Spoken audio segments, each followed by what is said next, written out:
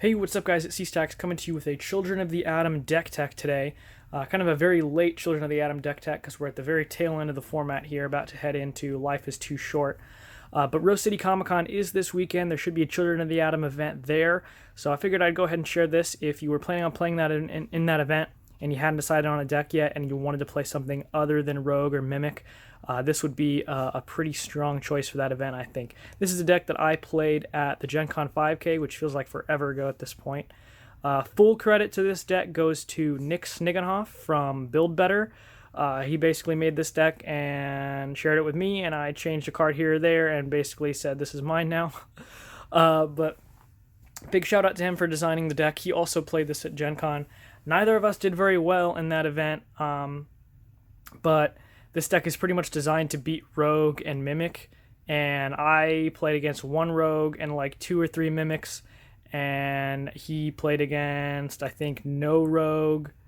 But yeah, so if you're planning on playing against a lot of Rogue and Mimic, this deck would be a pretty strong choice. Also, just by the way, if you hear anything in the background, my dog is sitting right here next to me, so this could go horribly wrong at any minute if he decides to jump around and stuff.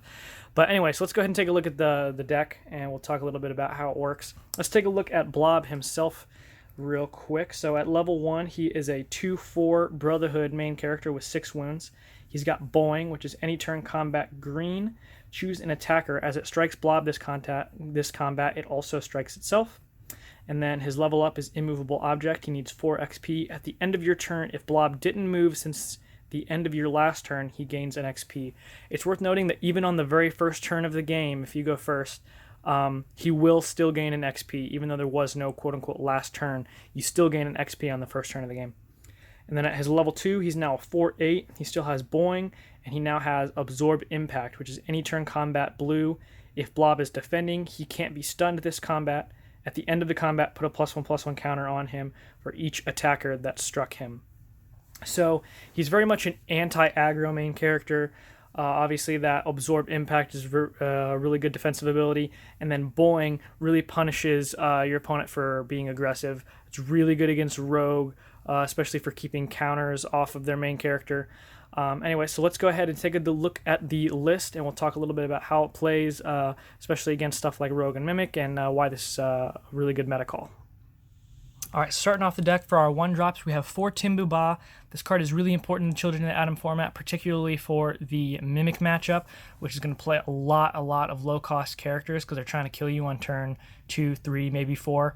So this is a really important card in that format. There are variations on the Mimic deck that don't rely on 1-drops at all to kill you, like John's Mimic Cannon deck that you can see on the channel. Doesn't have any 1-cost characters, but in general, this is a really important card for against the Mimic matchup. We're playing 3 Iceman. This was a late addition to the deck before the 5K.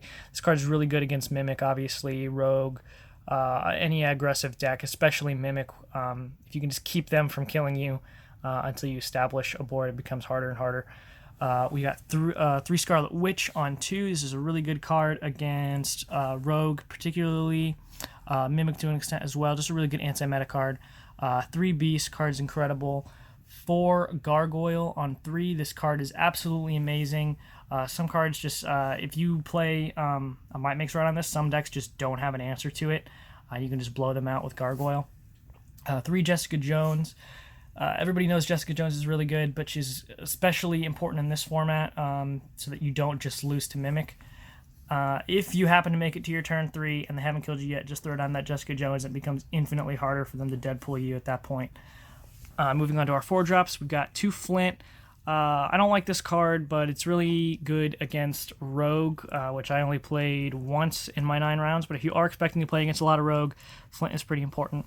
Another late addition to the deck was 2 Abominable Snowman, another really good card against Mimic particularly. Just being able to freeze their Mimic is really important, so Abominable Snowman is a really good card.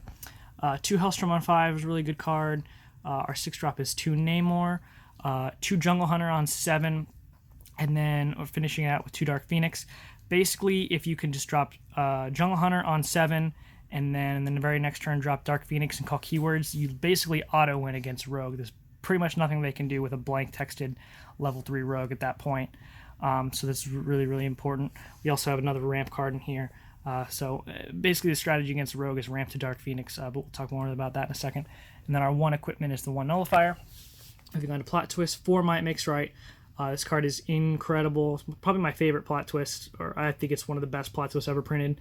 This card is obviously incredible with Gargoyle. It's incredible with Beast. Really good with Scarlet Witch. Just a really, really important card and really amazing. 4 Fine Cover and 4 Super Senses. It is important. It's important to play the Fine Cover over Shock to the System because Fine Cover has synergy with your 2-drop Beast. So I would probably stick with the Fine Cover over the Shock to the System. The 4 Super Senses, obviously. 3 Teleport is our other ramp card for getting to your Dark Phoenix quickly so that you can basically just blow out the Rogue player.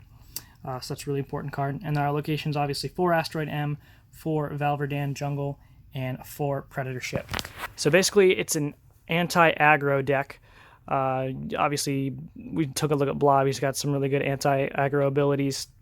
We're playing a lot of defensive cards. We've got defenders in here. Gargoyle is incredible. Beast is incredible. Scarlet Witch is a great anti-meta card. You have a really, really good Rogue matchup, a decent Mimic matchup. So if you're expecting to play against those, I would definitely recommend giving this a try. Weaknesses of the deck. Blob has a lot of problems with cards like Match, particularly 2-drop Match really gives Blob a hard time.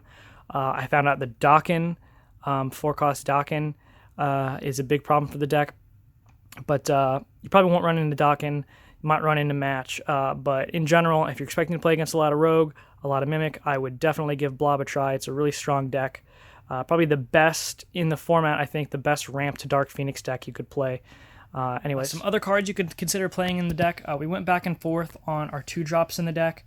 We played Kane for a little while, which is actually really, really good because this deck kind of hurts for locations a lot. It's very location hungry because you're using your greens for Blob, and then also you really want those greens for Might Makes Right, and then maybe Flint later on or something like that. So the deck kind of is a little bit location hungry early on, especially for greens. So Kane was actually very key. If you wanted to play Kane in place of Scarlet Witch or Beast, that wouldn't be terrible. Match is also a really good 2-drop that we tried. He's another card that's very, very good with Might Makes Right.